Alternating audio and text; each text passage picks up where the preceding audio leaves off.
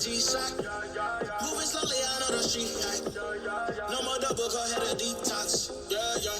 Came from the trenches, they ain't showing us no love. Came from the trenches, they ain't showing us no love. That's that hood shit. That's that project shit.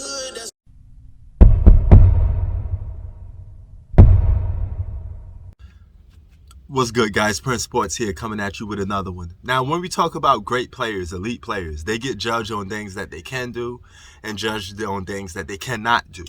So in the case of Kevin Durant, there's only so many, excuses or passes that some of you fanboys could give to him. Question is now, is he going to get downgraded? Because his legacy is definitely hurt. So I want you to listen to what Charles Barkley had to say, and we're going to come back to it. Check this out. I always talk about that championship stuff. I try to tell y'all, all these bus riders, they don't mean nothing to me. If you ain't driving the bus, don't walk around talking about you a champion. If you riding the bus, I don't want to hear it. Come on, Shaq, tell them. All these guys walk around with these championship rings. Hey, y'all bus riders. But let me tell you something. When you the bus driver and you got all that pressure where you have to play well or you're going to get the blame, that's a different animal. It's a different animal. But I think also guys on the bus. Yeah. They're also giving directions. Yeah, giving directions. No. There are guys that are on that bus giving directions. They're not just sitting there. Yeah, they just on the bus. Because let me tell you something. The Clippers. Because let me tell you. There's guys. Okay, because Kevin Durant's not on the bus. He's just not on the bus. Yeah, no, but what has happened when he was driving the bus? Well, he's never just. No, what was happening when he was driving the bus? He lost in the finals. Yeah, okay, he did. And then when he was in Oklahoma City again. But he was driving. You don't think he was the bus driver in Golden State? No, I do not. You don't think he was the best player on that team? No, I do not. Wow, I do. Well, you can say that, but I thought he was the best player. You don't join those 73-win team and talking about you. But he was the best player. No, he got MVP. He wasn't the best player. Iguodala wasn't the best player. He got MVP. Stop that. All right. I like that terminology, the bus driver terminology. All right. I 100% agree with Charles Barkley on this one. Okay. For the simple fact that when Kevin Durant was what he's explaining, the leader, the so-called bus driver, they failed. Okay. When he joined a team that already had a leader, that already had an established system, he just came in there and won. Now, there's a good chance the Golden State Warriors could have made the finals without Kevin Durant and probably got revenge on LeBron James and Kyrie Irving. We would never know. But the main point is they could have got to the finals without Kevin Durant. And they damn sure could have won the finals without Kevin Durant. So, how great are you when you need a team like that just to win the championship? And people are starting to come around now and give Steph his flowers and say, hey, you know what? We could never rank Kevin Durant above Steph Curry. Steph Curry now will always be ranked above Kevin Durant. Simple as that.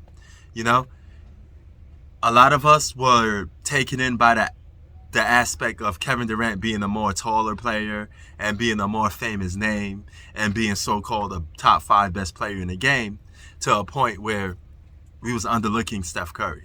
So maybe Steph Curry really was the best player on that team. Not the guy masquerading as a number 1, but maybe he really was number 2, and that's Kevin Durant. A guy that, if I'm not mistaken, I think he said something about being a number 2, that he didn't even want the pressure of being a number 1. You know, that's the eye test sometimes, or the stats that would tell you. You know, you look at a guy like that, you automatically try to presume him as being a top dog. But the main fact of the matter is he's always been a guy that's easily controlled or a follower more than a leader. That's one thing for sure. He's not a leader. Okay, so whenever you get talked into going to the Brooklyn Nets when you wanted to go to the Knicks, you're following. Whenever you go and join a team that beats you because you want to win more easily, you're following. Whenever you on a team with Russell Westbrook and you let him act like the alpha and take more shots than you and become the vocal leader of the team, that's following. All right. So with that being said, man, hell, I gotta agree with Chuck, and I know some of you say, "Oh, well, he was the Finals MVP." Well, Iguodala, Tony Parker, a lot of people won Finals MVP. That doesn't necessarily mean they're "quote unquote" the best player on the team for the most part. Now, for the most part, when you do win Finals MVP, it usually go to the best player on the team, but in some cases it don't. Okay, so in very little sport cases it don't. So, yeah. I agree with Chuck on this one, but my thing is, Kevin Durant still got some things to prove, but him and LeBron James are still got unfinished business. LeBron beat Kevin Durant on a super team. Kevin Durant beat LeBron James on a super team. So as far as I'm concerned, both of those guys need to beat each other without being on a so-called quote-unquote super team. And then we can see what's what. But as of now, you're going to have to just give the edge to LeBron James because he did win the championship without one so-called super team. So that's an edge over Kevin Durant. Prince Sports out. Peace.